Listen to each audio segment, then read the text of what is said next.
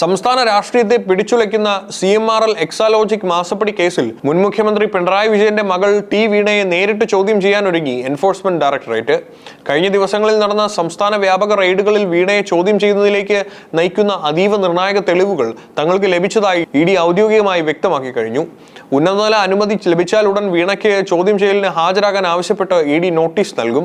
കഴിഞ്ഞ ദിവസങ്ങളിൽ സംസ്ഥാന വ്യാപകമായി ED നടത്തിയ റെയ്ഡുകളിൽ മുൻ മുഖ്യമന്ത്രിയുടെ മകൾ ടി വീണയെ ചോദ്യം ചെയ്യുന്നതിലേക്ക് നയിക്കുന്ന അതീവ തെളിവുകൾ ലഭിച്ചതായാണ് ED വ്യക്തമാക്കുന്നത്. ഈ തെളിവുകളുടെ അടിസ്ഥാനത്തിൽ ഡിജിറ്റൽ ശാസ്ത്രീയ പരിശോധനകളിലേക്കും മറ്റു പ്രമുഖരിലേക്കും അന്വേഷണം വേഗത്തിലാക്കുകയാണ് ഏജൻസി. റെയ്ഡിൽ പിടിച്ചെടുത്ത അതീവ രഹസ്യ സ്വഭാവമുള്ള ഇലക്ട്രോണിക് ഉപകരണങ്ങൾ കേന്ദ്രീകരിച്ചാണ് EDയുടെ അടുത്ത നീക്കം. മാസപ്പടി കേസിൽ അന്വേഷണം ശക്തമാക്കുന്നതിന്റെ ഭാഗമായി കണ്ടെടുത്ത ബാങ്ക് വിവരങ്ങളിൽ ED വിശദമായ പരിശോധന തുടങ്ങിക്കഴിഞ്ഞു. ഇതിനോടൊപ്പം ടി വീണയുടെ പിടിച്ചെടുത്ത ഫോണും CNRL MD ശശിധരൻ കർത്തയുടെ ലാപ്ടോപ്പ് അടക്കമുള്ളവ വിശദമായ ശാസ്ത്രീയ പരിശോധനയ്ക്കായി ലബോറട്ടറിയിലേക്ക് അയച്ചിരിക്കുകയാണ്. ഇതിലെ ഡിലീറ്റ് ചെയ്ത വിവരങ്ങൾ കൂടി വീണ്ടെടുക്കുന്നതോടെ ഇടപാടുകളുടെ പൂർണ്ണ ചിത്രം പുറത്തുവരും. അന്വേഷണം കേവലം മുഖ്യമന്ത്രിയുടെ മുകളിൽ മാത്രം ഒതുങ്ങുന്നതല്ലെന്ന സൂചനയാണ് ED നൽകുന്നത്. കരിമണൽ കമ്പനിയിൽ നിന്ന് പിടിച്ചെടുത്ത ഡയറിയിലുള്ള മറ്റു പേരുകളെ കേന്ദ്രീകരിച്ച് ED ഇപ്പോൾ ശക്തമായ തെളിവ് ശേഖരണം ആരംഭിച്ചിട്ടുണ്ട്. രാഷ്ട്രീയ വ്യാവസായിക മേഖലയിലെ ഈ വമ്പന്മാരുടെ കൃത്യമായ വിവരങ്ങൾ ശേഖരിച്ച ശേഷം ഇവർക്കും ഉടൻ തന്നെ ചോദ്യം ചെയ്യലിന് ഹാജരാകാൻ നോട്ടീസ് നൽകാനാണ് തീരുമാനം. EDയുടെ ഈ മിന്നൽ വേഗത്തിലുള്ള നീക്കങ്ങളിൽ പരിഭ്രാന്തിയിലായ കരിമണൽ കമ്പനി നിയമവഴി തേടുകയാണ്.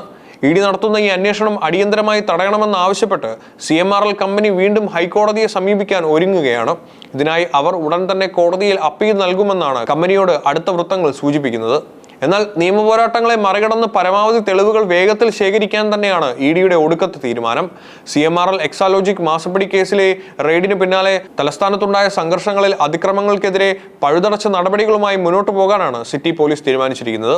ED ഉദ്യോഗസ്ഥരെ തെരുവിൽ നേരിട്ടവർക്കെതിരെ കർശന വകുപ്പുകൾ ചുമത്തിയാണ് പോലീസ് വലവീശിയിരിക്കുന്നത്. പ്രതികളെ പിടികൂടാൻ സിറ്റി പോലീസ് രൂപീകരിച്ച പ്രത്യേക അന്വേഷണ സംഘത്തിന്റെ അന്വേഷണം ഊർജിതമായി പുരോഗമിക്കുകയാണ്. പിണറായി വിജയന്റെ തിരുവനന്തപുരത്തെ വസതിയിൽ റെയ്ഡ് പൂർത്തിയാക്കി മടങ്ങിയ ED സംഘത്തെയും അവരുടെ വാഹനങ്ങളെയും തടഞ്ഞു നിർത്തി ആക്രമിച്ച കേസിൽ ഇതുവരെ ആകെ 18 CPM പ്രവർത്തകരാണ് പോലീസ് പിടിയിലായിട്ടുള്ളത്. CCTV ദൃശ്യങ്ങളും മൊബൈൽ ടവർ ലൊക്കേഷനുകളും പരിശോധിച്ചാണ് അക്രമത്തിൽ നേരിട്ട് പങ്കെടുത്തവരെ പോലീസ് തിരിച്ചറിഞ്ഞത്.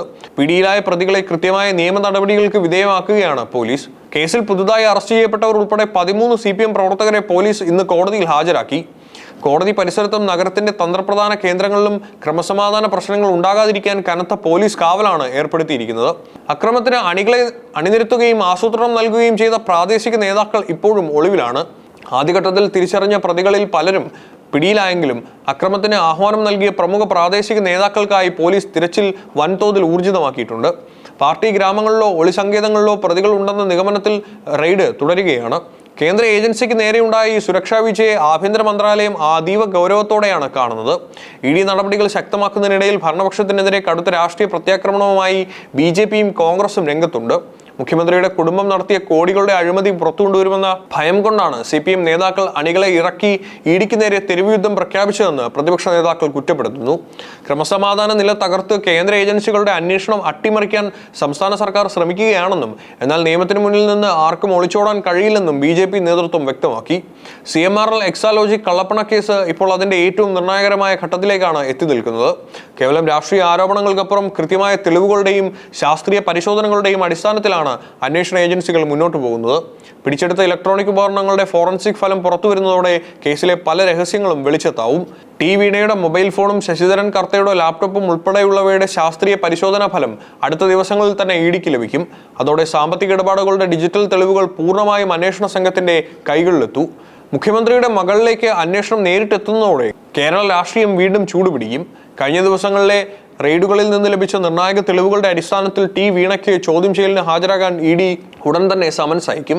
കേന്ദ്ര ഏജൻസിയുടെ ചോദ്യങ്ങൾക്ക് മുൻപിൽ കൃത്യമായ മറുപടി നൽകേണ്ടി വരുമെന്നത് ഭരണപക്ഷത്തിന് വലിയ രാഷ്ട്രീയ പ്രതിസന്ധിയാകും. തെരുവ് യുദ്ധം കൊണ്ട് അന്വേഷണം തടയാമെന്ന നീക്കങ്ങൾ പോലീസ് നടപടികളിലൂടെ തന്നെ തിരിച്ചടി ലഭിച്ചിട്ടുണ്ട്. ED ഉദ്യോഗസ്ഥരെ ആക്രമിച്ച കേസിൽ ഇതുവരെ 18 CPM പ്രവർത്തകരെ പോലീസ് അറസ്റ്റ് ചെയ്യുകയും അതിൽ 13 പേരെ ഇന്ന് റിമാൻഡ് ചെയ്യുകയും ചെയ്യുകയാണ്. അക്രമികളെ ജയിലിലടച്ച് പോലീസ് നിയമം നടപ്പിലാക്കുമ്പോൾ EDയുടെ അടുത്ത നോട്ടീസ് ആരിലേക്ക് നീളുമെന്ന് ഇനി കണ്ടറിയാം. ചോദ്യം ചെയ്യലുകളിൽ നിന്ന് ഒഴിഞ്ഞുമാറാൻ CMRL കമ്പനി ഹൈക്കോടതിയിൽ ഉടൻ അപ്പീൽ നൽകാൻ ഒരുങ്ങുന്നുണ്ടെങ്കിലും ശക്തമായ തെളിവുകളുമായി ED വലിഞ്ഞു മുറുകുകയാണ്.